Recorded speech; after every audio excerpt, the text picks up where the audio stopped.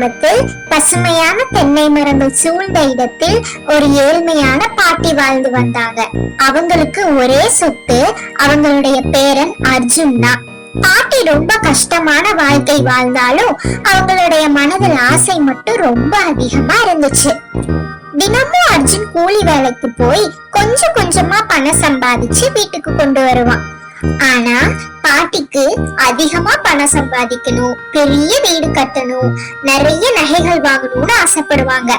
அப்படி ஒரு நாள் மாலை நேரத்துல அர்ஜுன் வேலையை முடித்துட்டு வீட்டுக்கு வந்தப்போ பாட்டி இன்னைக்கு கொஞ்சம் தான் பணம் கிடைச்சதுன்னு சொன்னான். நாளைக்கு இன்னும் நல்லா உழைச்சு கொண்டு வரேன்னு அவன் சோர்வோட சொன்னான்.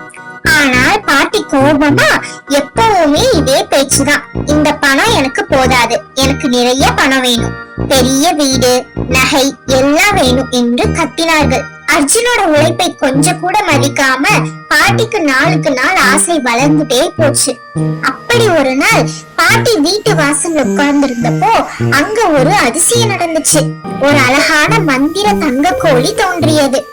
அது மெதுவா, அம்மா நான் ஒரு மந்திர தங்க கோழி, தினமும் நான் ஒரு தங்க முட்டை இடுவேன், ஆனா என்னை வெட்டக்கூடாது, அளவோடு சந்தோஷமா இருந்தா போதும் என்றது. பாட்டிக்கு சந்தோஷம் தாங்க முடியாம சரி சரி தினமும் எனக்கு ஒரு தங்க முட்டை கிடைச்சா போதும்னு சொன்னாங்க. அடுத்த நாள் காலை கோழி ஒரு பளபளக்கும் தங்க முட்டையை இட்டது. அர்ஜுன் ஆச்சரியமாக, பாட்டி இது தங்க முட்டையா அப்படின்னு கேட்டான். பாட்டி மகிழ்ச்சியுடன், ஆமாண்டா பேராண்டி, இனிமே நம்ம கஷ்டம் எல்லாம் முடிஞ்சது அப்படின்னு ரொம்ப சந்தோஷப்பட்டாங்க. நாட்கள் செல்ல செல்ல தினமும் ஒரு தங்க முட்டை வந்தது. பாட்டி பணக்காரியாக மாறினாங்க, புது பொருட்கள் வாங்கினாங்க, பெரிய வீடு கட்டினாங்க. ஆனால் சந்தோஷத்துக்கு பதிலா பாட்டியோட மனதில் பேராசை மட்டும் வளர்ந்துட்டே போச்சு. பாட்டி தனியா பேசிட்டு இருந்தாங்க. ஒரு நாளைக்கு ஒரு முட்டை ரொம்ப குறைவு, இந்த கோழிக்குள்ள நிறைய தங்க முட்டை இருக்குமோ, பேசாம ஒரே டைம்ல எல்லா முட்டையும் வாங்கிட்டா என்ன அப்படின்னு யோசனை பண்ணாங்க. அர்ஜுன் கவலையுடன், பாட்டி நம்ம இப்பவே சந்தோஷமா தான் இருக்கோம், இதுவே போதும், பேராசை வேண்டாம்னு சொன்னான். ஆனால் பாட்டி அர்ஜுன் சொல்றத கேட்காம, சின்ன பையன் நீ, உனக்கு என்ன தெரியும், நான் சொல்றதபடி அப்படியே செய்யுன்னு சொன்னாங்க.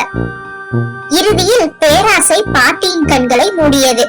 பாட்டி மந்திர தங்க கோழியை ஒரு கத்தியினால் வெட்டினாங்க. ஆனா அதுக்குள்ள ஒரே ஒரு தங்க முட்டை கூட இல்ல. கோழியும் செத்து போச்சு, தங்க முட்டையும் நின்று போனது. பாட்டி அழுதுட்டு, நான் ரொம்ப பெரிய தப்பு பண்ணிட்டேன், என் பேராசனாலதான் இப்படி எல்லாம் ஆயிடுச்சுன்னு அழுதாங்க.